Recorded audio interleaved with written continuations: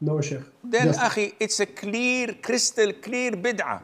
But the people in the subcontinent, unfortunately, the deviant sects here and there, they hold on, they clinch to it. 70 Pearls of Prayer brings together 70 authentic du'as from the Quran and Sunnah. Download it for free. Link in the description and pinned in the comments. Jaisha from Pakistan. Assalamu alaikum. Alaikum assalam wa rahmatullah. You are? I'm Jaisha. Okay. Jaisha. Yes, how can I help you?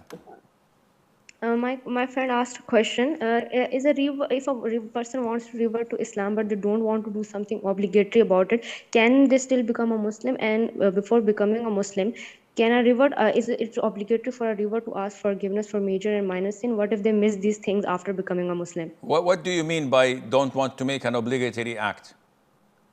Like, for example, if a person wants to revert to Islam and they do not want to do the hijab, for example, they have this intention. First of all, a person who's not a Muslim is bound to hellfire, regardless of how good you are.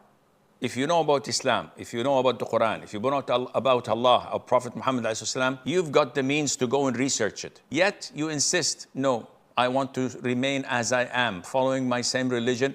I'm a good person. Allah will put me in paradise. I guarantee you, you will go to hell for eternity. All what you need to do is just die. If a person says, whoa, okay, I'm willing to accept Islam. The moment he accepts Islam and submits his will to Allah Azza wa Jal, he's a Muslim and he has reserved his seat in paradise. Depending on how much sins he would come on the Day of Judgment on his shoulders and on his back. So if he reverted or she reverted to Islam, but said, I believe in hijab, I can't wear it. It doesn't fit me. I believe it's mandatory, but I am too weak. I'm afraid of what the people would say about me. And she does not wear it. She's a Muslim. And Allah Azza wa Jal would hold her accountable as a Muslim. And if she has many good deeds that would overweigh her sins, Allah would compensate that and put her in paradise. But if she not, then she will put in hellfire and she will be burned and tormented for Allah knows how long. Inevitably, eventually, she will be taken and then put in paradise for eternity. But believe me, 1 second of fire is not to be taken lightly, let alone a couple of years. Ahmed from Morocco. Assalamu alaikum, Sheikh. Bismillah. Sheikh, if according to the Islamic calendar, my age is 25, and according to the Gregorian calendar, my age is 24, what should I consider my age to be? Moreover, if people ask me about my age, which one should I say? You can pick and choose. No problem in choosing either one.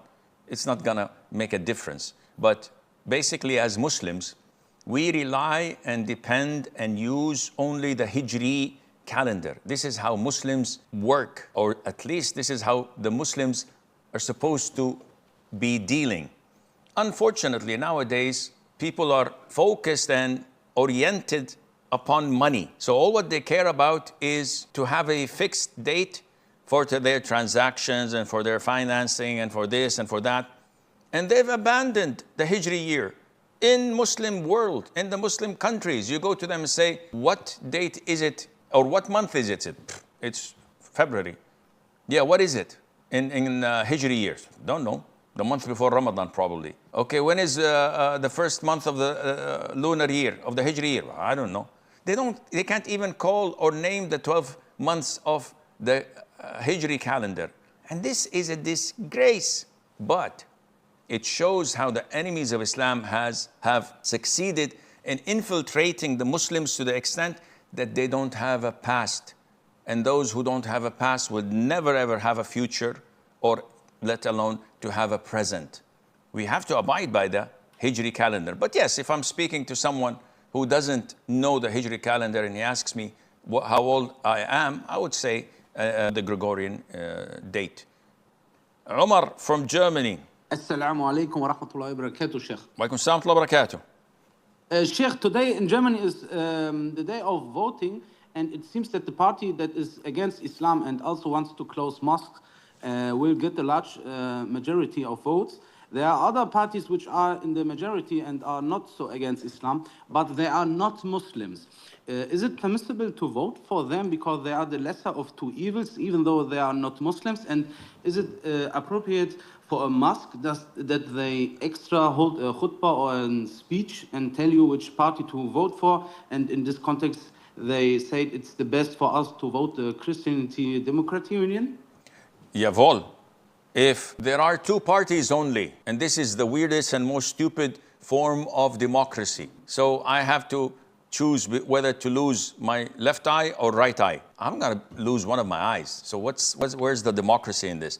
If you have two parties and one of them is way more evil and hostile against Islam and the Muslims, it is mandatory for you to choose the lesser of the two evils. If you don't vote, then the evil party would win. If you give it a shot and try to vote to the lesser of the two evils, though you resent the process of democracy, though you resent the concept of voting, because this is un-Islamic when the drunkards and the homosexuals and the filth of the society have a say. This is illogical. So this is what's happening when you live in a kafir country. But if this is the only option, yes, you can go and vote for the lesser of the two evils. Yunus from the UK. Assalamu alaikum, Sheikh. Assalamualaikum. I would like to know how I can utilize my youth. By not getting old, doing sins and skipping mandatory things. Very simple. Akhi, when you give generic questions like this that would require a 2 or 3 hours lecture, what do you expect to get an answer? Definitely an answer equivalent to your generic question. How do you utilize our youth? By not getting old, skipping mandatory things, which you will be punished and tormented for, or doing haram, which you will be punished and tormented for. If you manage to do this, you are doing the best thing that can be done. Ahmed from Italy. Assalamu alaikum wa rahmatullahi wa barakatuh. Alaikum salam wa barakatuh. My question is regarding about making dua after every fard prayer in congregation at the masjid. And if this is bid'ah, what should I do behind the imam? Ahmed, have you ever encountered a single hadith where the Prophet ﷺ, after congregational prayer, he would go and make dua and the companions say, Ameen, Ameen? Yes or no? No, Sheikh. Then, akhi, it's a clear, crystal clear bid'ah. But the people in the subcontinent, unfortunately, the deviant sects here and there, they hold on, they clinch to it so that they make sure that their followers would not go and follow the Quran and the Sunnah. They want to milk them. They want to have authority over them. This is why they prohibit and forbid people to do so. What to do as a Muslim when I go to such a masjid? As long as the Imam is not known to do shirk, he does not believe that the Prophet ﷺ sees the universe and he controls it as if it's in the palm of his hand, and he's hazir nazir. As long as he's Muslim, he doesn't have any shirk, doesn't believe in soothsayers, doesn't write amulets and sell it to people, doesn't believe that we can call the dead or should call Maulana Jilani, Tijani, Al-Badawi and the likes, or Al-Hussein. He doesn't do any shirk. You can pray behind him. The moment they start to do this congregational bid'ah, whether it's in Al-Maghrib, whether it is in Syria, whether it's in Jordan, whether it's in Egypt, whether it's in Pakistan, whether it's in India, you just stand up and leave. Your prayer is valid, alhamdulillah, and Allah Azza wa Jal knows best. Wa sallallahu wa sallam wa barak ala abdihi wa rasulihi nabiyyina Muhammad.